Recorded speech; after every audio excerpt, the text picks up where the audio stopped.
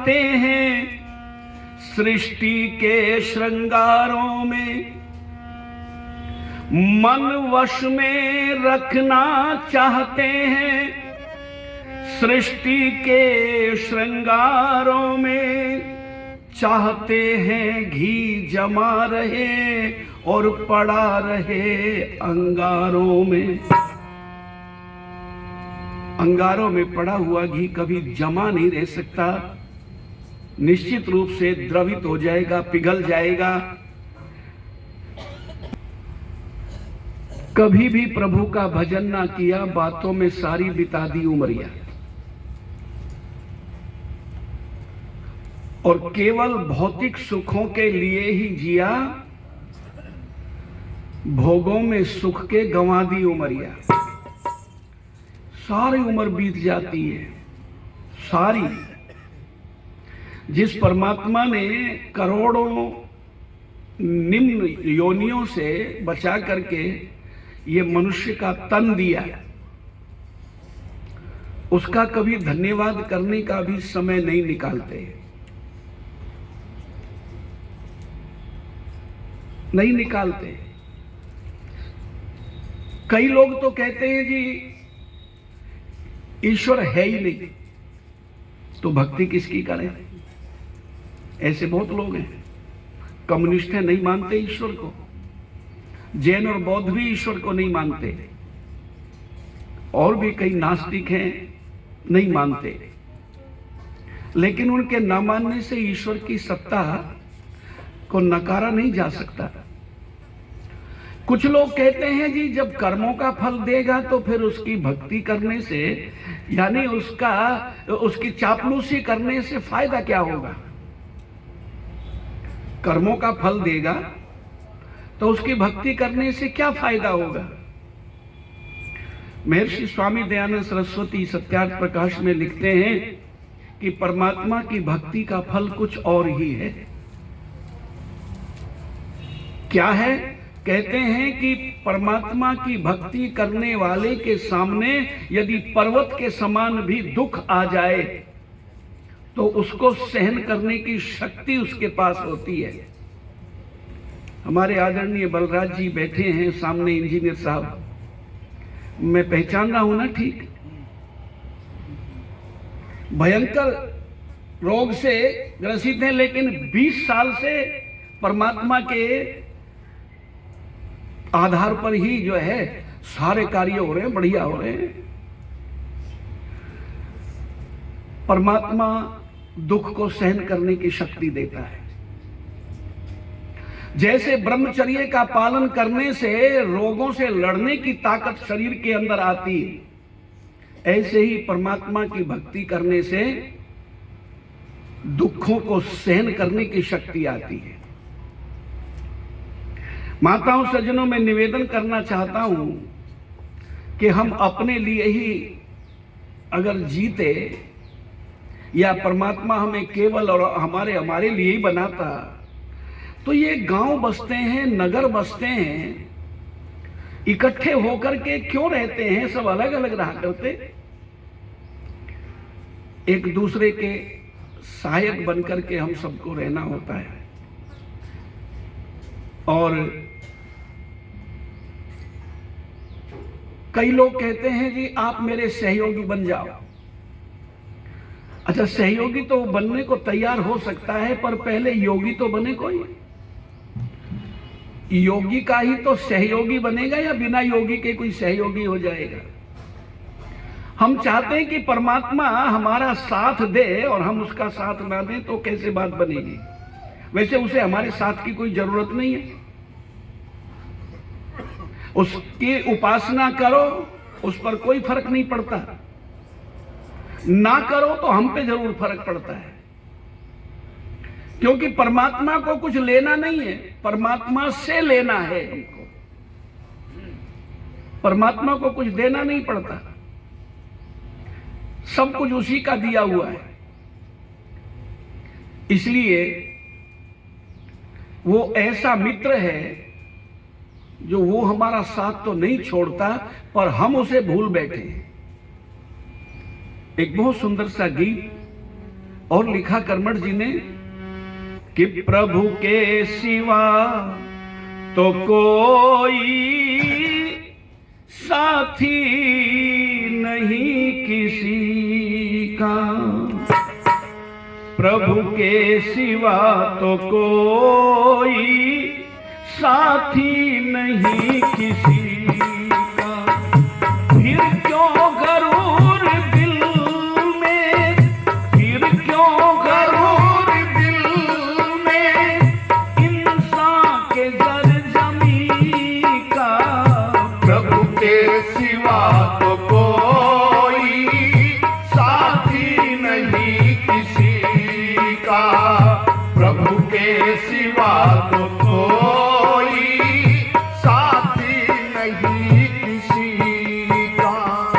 पुखराज रत्न हीरे सोने की ये जंजीरें, पुखराज रत्न हीरे सोने की ये जंजीरें, जाते न साथ देखे धन के जो ये जखीरे।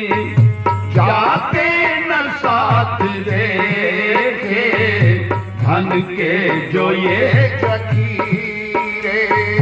जाता है साथ में तो ए माल आदमी का। प्रभु के सिवा तो कोई साथी नहीं किसी का, प्रभु के सिवा तो कोई साथी नहीं किसी का।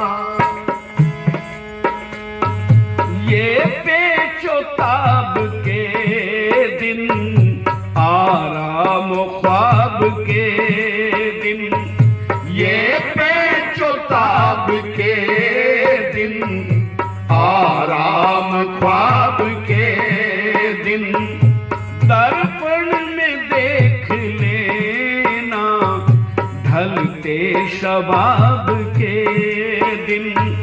दर्पण में देख लेना ढलते शबाब के दिन। किस्सा बनेगा तेरी अपनी ही बेबसी का। प्रभु के सिवा तो कोई साथी नहीं किसी का, प्रभु के सिवा तो कोई साथी नहीं किसी का। ये पेच और ताब के दिन, आराम और ख्वाब के दिन, दर्पण में देख लेना ढलते शबाब के दिन। कभी कभी बड़ा घमंड हो जाता है। अच्छा, ये घमंड, अहंकार जिसको कहते हैं, ये ऐसा दुर्गुण है जो अच्छाई में से पैदा होता है। बाकी जितने दुर्गुण हैं, जितनी बुराइयां हैं, वो सब बुराइयों में से पैदा होती हैं, पर ये घमंड, अहंकार, ये अच्छाई में से ही पैदा होता है। किसी के पास ज्यादा धन हो तो उसे धन का घमंड, किसी के पास बल हो तो उसे बल का घमंड।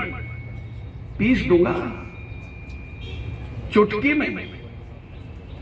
किसी के पास विद्या हो, जबकि विद्या तो उसे कहते हैं जो विनय देती है, विद्या ददाति विनय।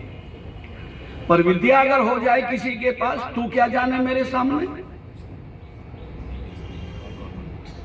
विद्या का घमंड हो जाता है। किसी के पास जनबल ज्यादा हो तो वो उसको अपने उस जनबल का घमंड होता है। ये घमंड जो है बहुत बुरी चीज है, और आज तक किसी का रहा भी नहीं है। किसी का घमंड नहीं रहा, सबका घमंड चूर चूर हो गया। और होता है, लेकिन जब बुढ़ापा आता है तब वो घमंड सब रफू चक्कर हो जाता है। एक दिन हमारी भाभी हमारे चाचा से बोली, कहती पिताजी मुझे तुम्हारी ये शक्ल अच्छी नहीं लगती। वो चाचा बोले बेटी तुझे क्या नहीं अच्छी लगती, अब तो ये शक्ल मुझे भी नहीं अच्छी लगती। बुढ़ापा है, बुढ़ापा आ गया यारों, बड़ी मुश्किल से कटता है। ना हम बिस्तर से उठते हैं, ना बिस्तर हमसे उठता है। ये हाल हो जाता है। और कोई बात भी सुनने को तैयार नहीं होता बूढ़े आदमी की, कहीं कोई काम ना बता दे। तो किसी शायर ने बहुत सुंदर बात लिखी है, कहता है कि वक्ते पीरी दोस्तों की बेरुखी का क्या गिला। वक्ते पीरी माने मुसीबत के दिन। ये बुढ़ापा मुसीबत से कम नहीं है। वक्ते पीरी दोस्तों की बेरुखी का क्या गिला, बचकर चलते हैं सभी गिरती हुई दीवार से। कोई दीवार टेढ़ी हुई खड़ी हो ना, तिरछी, उसके पास से नहीं निकलते लोग। ऐसे ही बूढ़े आदमी के पास भी नहीं जाते। पर मैं कहा करता हूं कि इन बूढ़ों के अनुभव जरूर हमें प्राप्त करने चाहिए, उनसे उनका अनुभव, उनके पास बैठना चाहिए, बूढ़ों की बात सुननी चाहिए। किसी पुस्तक में नहीं मिलेगी जो अपने अनुभव की बात बताते हैं, पर ना किसी के पास टाइम नहीं है बूढ़ों के पास बैठने का। और सच्ची बात तो ये बूढ़े भी बूढ़ा होते दिखना नहीं चाहते, ये भी जवान दिखना चाहते हैं। पता नहीं नियत में खोट है क्या है इनके भी। ये भी जब बाल सफेद होने लगते हैं बुढ़ापे की, यही तो निशानी है, कुछ और है जी। पैसे काले करने लगते हैं। एक बूढ़ा अपने बालों को काले कर रहा था, सफेद बाल थे, उसका पोता अपने काले बालों को सफेद करने लगा। किसी आप भले मानस ने पूछा, बेटा ये क्या कर रहा है तू? कहने लगा दादाजी से भी तो पूछ लेते वो क्या कर रहे हैं। कहने लगे उनके तो बाल सफेद हो गए थे, उसे काले कर रहे हैं, उनकी तो मजबूरी है, पर तेरे तो काले हैं, तू सफेद क्यों कर रहा है? बोले क्या कहा आपने, जरा दोबारा कहना। कहते हैं कि उनकी तो मजबूरी है। तो बालक बोला मेरी भी मजबूरी है। तेरी क्या मजबूरी है? बोला घर में एक बूढ़ा भी जरूरी है। बिना बूढ़े के भी घर पूरा नहीं होता माताओं बहनों सज्जनों। इसलिए बूढ़ों के पास भी बैठ करके जरूर सुनना चाहिए उनकी बात को। बहुत सुंदर बात आगे कवि लिखता है,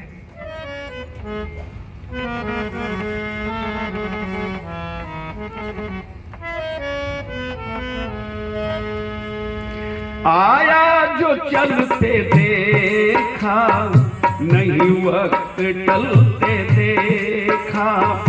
आया जो चलते देखा, नहीं वक्त टलते देखा। कोई कब्र में तो कोई मरघट में जलते देखा। मिट्टी में मिलते देखा, अरमान यहाँ सभी का। प्रभु के सिवा तो कोई साथी नहीं किसी का। प्रभु के सिवा तो कोई साथी नहीं किसी का। जो है दया का सागर, नहीं मन टिकाया उस पर। जो है दया का सागर, नहीं मन टिकाया उस पर। जिसने टिकाया मन को, भव से गया वही तर। जिसने टिकाया मन को, भव से गया वही तर। मन को ठिकाना कर मठ, नहीं काम दिल लगी का। प्रभु के सिवा तो कोई साथी नहीं किसी का। प्रभु के सिवा तो कोई साथी नहीं किसी का। प्रभु के सिवा तो कोई साथी नहीं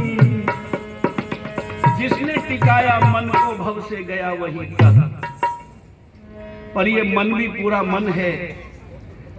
आदरणीय भाई श्री नरेंद्र सिंह दैया जी ये 100 रुपए से सम्मान कर रहे हैं, बहुत बहुत धन्यवाद। बदाना से पधारे हैं। घड़ी की सुई तो मना करती, 2 मिनट बाकी है बस। मन के विषय में मैं निवेदन करने लगा था। ये मन, इसमें कभी उच्च विचार आते हैं, कभी तुच्छ विचार आते हैं। कभी आते हैं कि यज्ञ करूं, कभी आते हैं भगवान की भक्ति करूं, कभी कहते हैं कि मैं कहीं दूसरी जगह जाऊं, जाकर के भगवान कहीं बैठा हूं वहां दर्शन कर लूं, पर उसको जानने का प्रयत्न नहीं करता। कभी कहता है क्या रखा है इस हवन करने में, खामखा घी सामग्री फूंकना है। ये मन है, इसमें संकल्प और विकल्प आते रहते हैं। यदि विवेकशील बुद्धि नहीं है तो फिर ये किधर भी जा सकता है, आचार्य जी कह रहे थे। आइए मैं निवेदन करना चाहता हूं, 2-3 पंक्तियां कह करके वाणी को विराम दूं। कोई नेकी न जग में कमाओगे, कहो मालिक को मुंह क्या दिखाओगे। कोई नेकी न जग में कमाओगे, कहो मालिक को मुंह क्या दिखाओगे। कोई नेकी न जग में कमाओगे, कहो मालिक को मुंह क्या दिखाओगे। वो तो रीझेगा मन की सफाई से, मन अपने को रोको बुराई से। वो तो रीझेगा मन की सफाई से, मन अपने को रोको बुराई से। बाज आओ गुनाहों की कमाई से, बाज आओ गुनाहों की कमाई से। यदि मन ही न निर्मल बनाओगे, यदि मन ही न शीशा बनाओगे, काले धब्बों को कैसे छोड़ाओगे। कोई नेकी न जग में कमाओगे, कहो मालिक को मुंह क्या दिखाओगे। लिस्ट पापों की जब आगे आएगी, तेरी शर्मो हया भी शर्माएगी। लिस्ट पापों की जब आगे आएगी, तेरी शर्मो हया भी शर्माएगी। वहां कोई सिफारिश ना जाएगी, वहां कोई सिफारिश न जाएगी। जब सच्ची अदालत में जाओगे, क्या कह करके पीछा छोड़ाओगे। इतना कह कर ही नत्था सिंह बस कर, तेरा मन है बेबस इसे बस कर। नत्था सिंह इतना कह कर ही बस कर, तेरा मन है बेबस इसे बस कर। इसे सत की कसौटी पे कस कर, और भक्ति के यंत्रों में कस कर। जब निर्मल व निश्चल हो जाओगे, सुख दोनों जहां का तब पाओगे। कोई नेकी न जग में कमाओगे, कहो मालिक को मुंह क्या दिखाओगे। दोनों जहां का सुख पाना है, मन को पवित्र कर